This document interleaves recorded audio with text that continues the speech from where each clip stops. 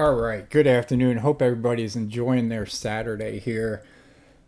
I was about to get a Neofly career video going, and then I got sidetracked to looking at Microsoft Flight Simulator 2024.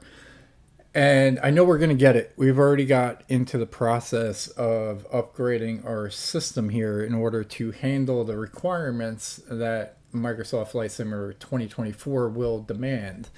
So the things that we purchased so far for it is one, I'm going to upgrade the RAM in my computer. And so I got to install that this weekend. We're going to go to 32 gigabytes for that. So I think it's gigabytes. So I'll install that. Right now we're sitting at 16. So that should help as far as the speed of the computer and the jerkiness of the performance of it. And then we're also got a new modem router combo. So that thing is probably about 10 times more powerful than the one that I got. So our download speed should be better. Because I think the one that we have now, I don't think it's going to handle Microsoft Flight Simulator 2024. So we upgraded that. Probably going to get that installed tomorrow. I just got to call the cable company and get them to send a ping to it so that it recognizes that that is what our internet is going to be connecting to. So yeah, so we got an upgraded router. We got upgraded RAM, and a couple of weeks ago I upgraded my C drive. So to, I think it was 1 TB, I think. Or maybe it was bigger than that. Let's see. Our C drive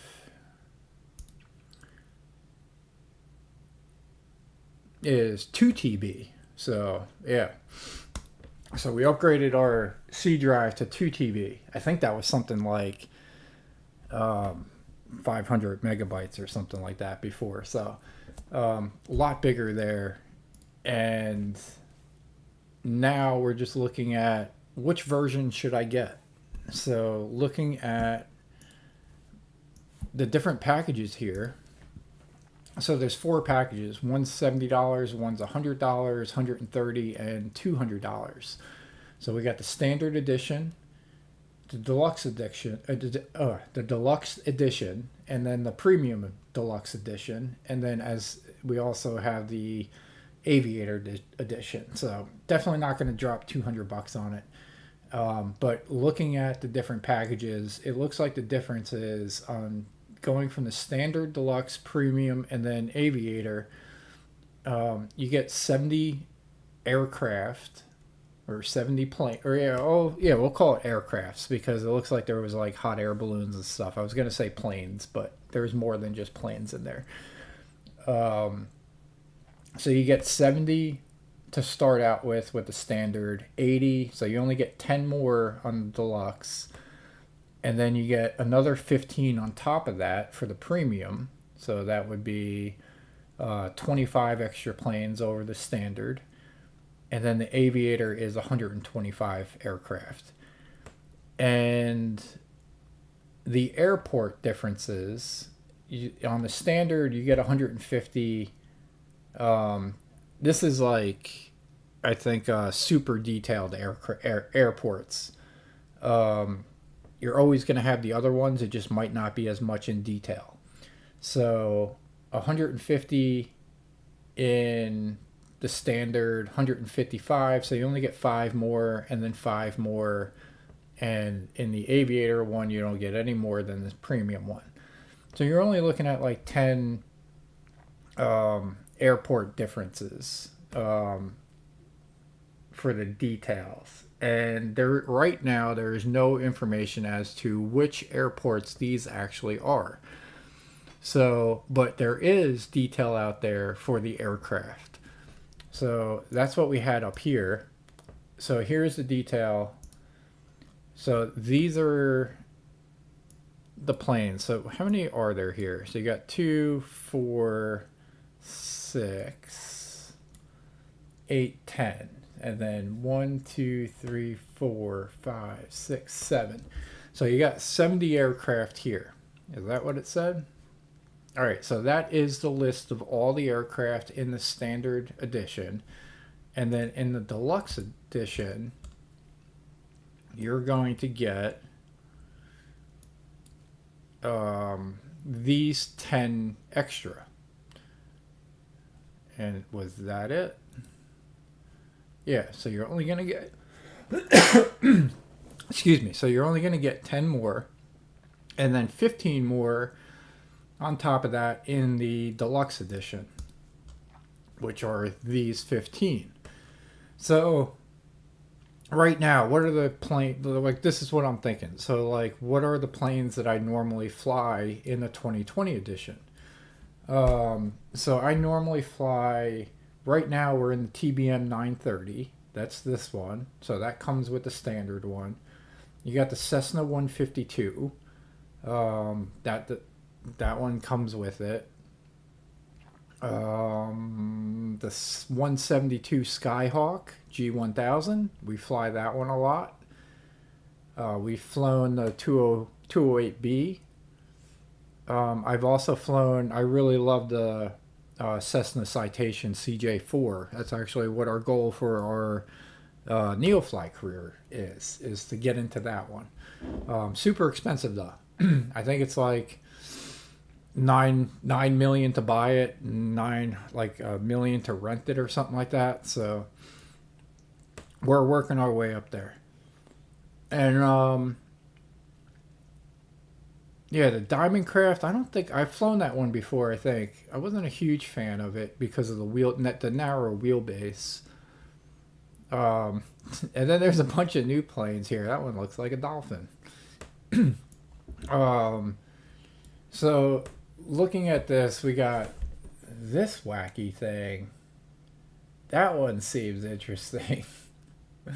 So there are a bunch of new ones, including some blimps and some hot air balloons. There's another one. So there's a bunch of new planes here. Oh, nice. Parachute thing. That's cool. And then I saw this one. That was funny to me. So this one called the Jetson 1. See if I can make that bigger. I guess not. So if anyone's familiar with the Jetsons, the cartoon, that one is pretty funny. I definitely want to give that one a spin and see what it is. I don't know how novelty it's going to be, but it should be interesting. So yeah, and then the Beechcraft there, that's a nice airplane. So there's a bunch of planes on here on the standard edition to get you going. And there's only like a difference in the airports. It's only 5. So I'm thinking I'm leaning towards the standard edition. If anybody has any other opinion on that whatsoever, please leave a comment in there. But I believe this is what we're going to go with, because like the deluxe edition, the next step up, so you're going to pay an extra $30 to get to fly these 10 airplanes. I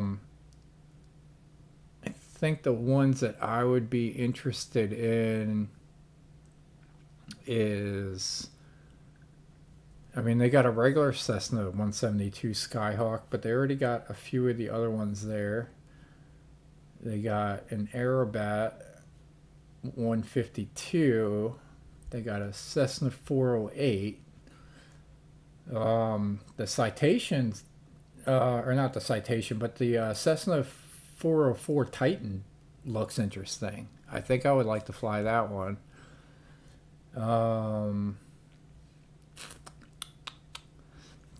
Again, the Diamond I'm not a huge fan of because of the wheelbase, and there's 2 of those.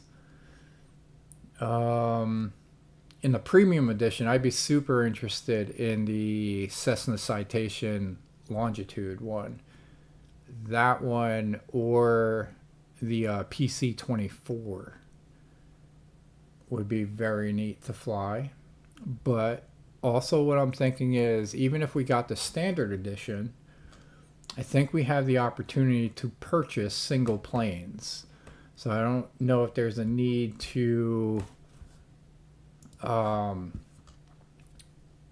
spend $30 or 60 extra dollars just to get 2 or 3 additional planes. When I think you can purchase the planes standalone once you get the standard edition. So that's sort of what I'm doing with leaning towards the pre-order. So I'm gonna give it another day or two, I think, to rattle around in my noggin and figure out which one we want to pre-order, because we got some time. I think this is coming out when November 19th. So we got another 3 weeks to sort of decide here. So not too bad, but while I'm here, we can go over some of the planes here. So it's got all the ones that we normally do. Let's see what's new. They got a float plane. They got some blimps. They got the Skyship 600. This air tracker thing. This one might be neat for like some bush trips. I'm sure this thing is super quick. This thing looks super weird with the little cockpit bubble there. So that might be good for some trips as well, just for the viewability of looking around in your inside the cockpit. Again, I'm super interested in the Jetson 1. I wonder if that's almost going to be like flying a drone. I'm interested in the paraglider thing here. Oh, that's new. Looking around, what else do we see? I've never really flown helicopters before, so maybe we'll get into that later on.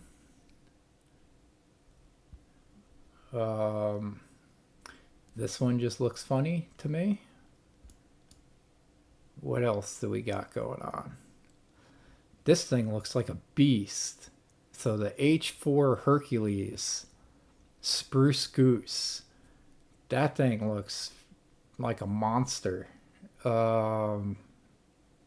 It says it's not new. Do we have that now in 2020? I got the 40th anniversary edition, if anybody was wondering. But yeah, super neat. There's a PC-12. That's new. This thing looks like a drone. The Volocopter.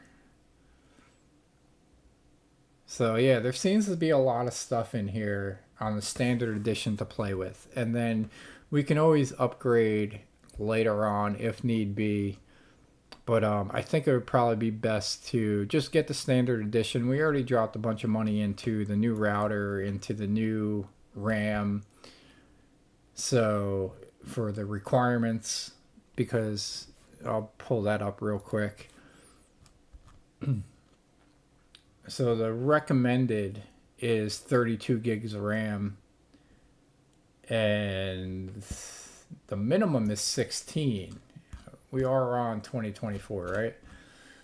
Yeah, so we're looking at where before the minimum for 2020 was 8 and the recommended was 16. So now we just basically bumped up to like a whole nother level. So 16 is the minimum, 32 is the recommended. So we got the 32. We're going to install that. We got plenty of storage space because we increased our drive sizes. So I got 2 drives and an external drive on this computer. So we have a C drive that is 2 gigs. That's an SSD card. This is a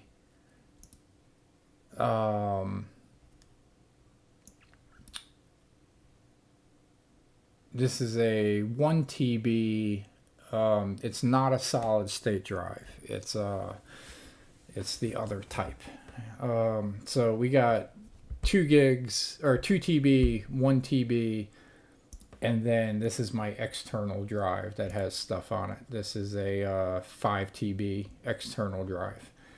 So we got plenty of space, that's for sure. So no worries with the storage. We increased our router or upgraded our router, so hopefully our bandwidth connection to the internet is better, and we also increased our RAM. So I kind of feel like I did everything that I could do to get prepared for 2024. And now it's just the matter of deciding which package to get. So should we get the premium? Should we get the deluxe? Should we get the standard? And if we do decide that we want to fly like that Cessna Citation Longitude that's in the premium one, would we be able to buy that as a single upgrade and not spend like the additional $60 in order to get it? So we got 3 weeks to decide here. We know we're going to get Microsoft Flight Simulator 2024. We've been flying the 40th anniversary 2020 version for a while. I've recently just started posting some videos on the NeoFly career and also a self-made, homemade, multiple leg tour adventures that we've been doing. So we did, we're currently doing the Hawaiian tour, which is 8 legs. We just finished 4 of them today, so we're at the midway point with that.